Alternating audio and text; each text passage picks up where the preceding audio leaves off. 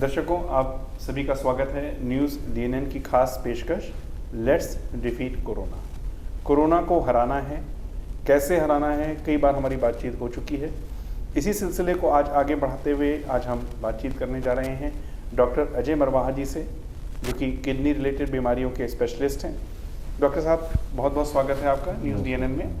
सबसे पहले हम ये चाहेंगे कि हमारे जो दर्शक इस बातचीत के सिलसिले को देख रहे हैं, आप उनको गाइड करें कि जिनको किडनी से संबंधित समस्याएं हैं, वो घर रहते हुए सिम्टम्स के आधार पर किस तरीके से अपनी बीमारी से अपने आप को बचा सकते हैं, या क्या उनको करना चाहिए कि अगर कोई उनको अपनी बीमारी से संबंधित सिम्टम्स आ रहे हैं, क्या प्रिकॉशंस लेने चाहिए। क्योंकि कोरोना के बारे में हम सब जानते हैं, the best policy is to stay home and stay safe.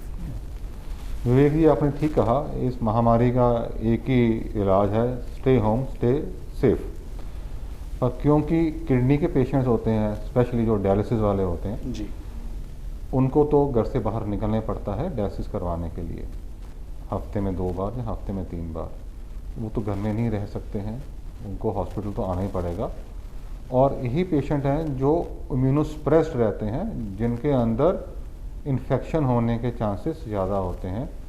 वो इन्फेक्शन जल्दी कैच कर सकते हैं as compare to a normal healthy person, क्योंकि इनकी इम्यूनिटी बहुत कम होती है। आपने कहा कैसे बचा जा सके। देखो, बचा तो घर से आके ही है, अपने आप को एक्सपोज ना किया जाए।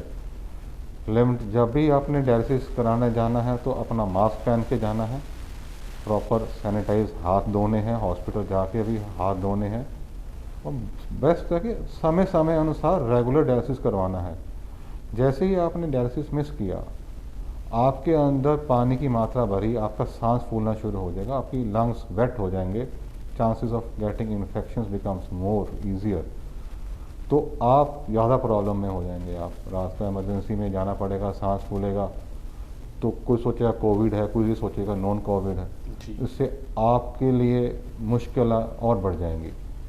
तो मेरा तो एक यही सुझाव है, एक तो कि समय अनुसार रेगुलर डायलिसिस करें, अपनी जो दवाइयाँ हैं वो रेगुलरली खाएं जी।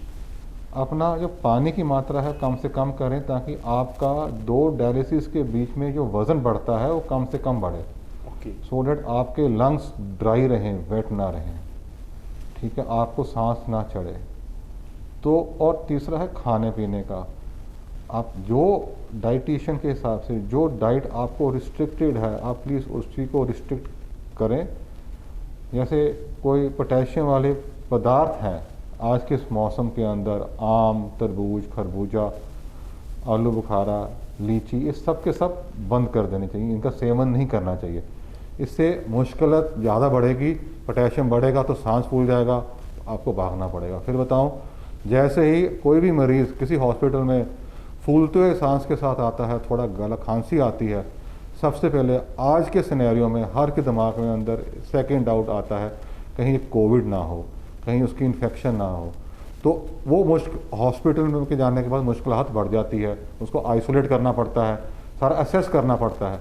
तो मेरी यही है कि अपने आप को सीमित रखें, अपने खान पीन को सीमित रखें, पानी को सीमित रखें, ताकि आपको ज़्यादा सांस ना फूले और आप रेगुलर डायलिसिस कराते रहें। डॉक्टर साहब, जो बाकी के प्रिकॉशन है, तो एक बीमारी से संबंधित हो गए, डायलिसिस से संबंधित हो गए, बाकी एक आम आदमी भी कोरोना से बचने के लिए किन चीज़ों का ध्यान रखे।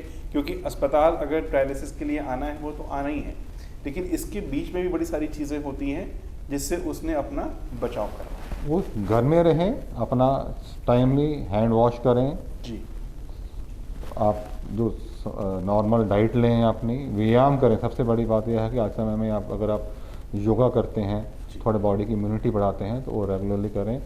एंड जो आज पूरे विश्व में एक ही टैग लाइन चल रही है, स्टे होम स्टे सेफ, वो वही है सबके लिए। डिस्टेंसेस मेंटेन करके रखें आप, ठीक है। अनड्यू अननेसेसरी मूवमेंट मत करें, आपको बहुत ज़्यादा ज़रूरी है तभी आप घर से बाहर जाएं, अदरवाइज़ घर से बाहर आप ना आ जाएं। जो कोविड है वो एक फ्लू लाइक सिंड्रोम है। पहले हम इन्फ्लुएंजा बोलते थे, छोटा सा गला खराब, खांसी जुकाम नज़ला होता है, तो ये आजकल के मौसम में भी किसी को हो सकता है। पर इतना डर बैठ गया है जब किसी को होता है तो सोचता है कहीं मुझे कोविड तो नहीं हो गया, जी तो अपने आप को इस फ्लू लाइक सिंड्रोम से हमें बचना चाहिए। एक्सट्रीम टेम्परेचर डिफरेंसेस से बचा के रखना है, एकदम गर्म सर्द नहीं होना चाहिए, जी जिससे बॉडी के अंदर चेंजेस आने के कारण एकदम बंदे को जुकाम हो जाएगा, कुछ हो जाएगा, तो फिर वो परेशान होगा। जी तो इस चीज़ का ध्यान रखना बहुत ज़रूरी है। मैं तो ये बोलूँगा, अननेसेसरी मूवमेंट रिस्ट्रिक्ट करें, stay home, stay safe, diet का प्रॉपर ध्यान रखें, और डेली आजकल सब चलता आ रहा है, योग करें, व्यायाम करें, जिससे आपकी बॉडी की इम्यूनिटी और स्ट्रेंथ बढ़ेगी। दर्शकों, ये थी हमारी एक छोटी सी मुलाकात डॉक्टर अजय मरवाहा जी के साथ। Stay home stay safe is the tag line everywhere now. और अगर आप घर में हैं, सुरक्षित हैं, तो ही वो लोग जो बाहर आपके लिए काम कर रहे हैं वो हमें और आपको और सुरक्षित रख पाएंगे। अगर हम बिना मतलब के, बिना किसी कारण के बाहर निकलते हैं, तो आप विश्वास मानिएगा, आपके बाहर निकलने की वजह से बहुत सारे लोग परेशानियों में आ जाएंगे। हमें लॉकडाउन 4 में बहुत सारी छूट दी गई हैं, लेकिन वो छूट सिर्फ इसलिए दी गई हैं कि हमारी अर्थव्यवस्था पटरी पे रहे।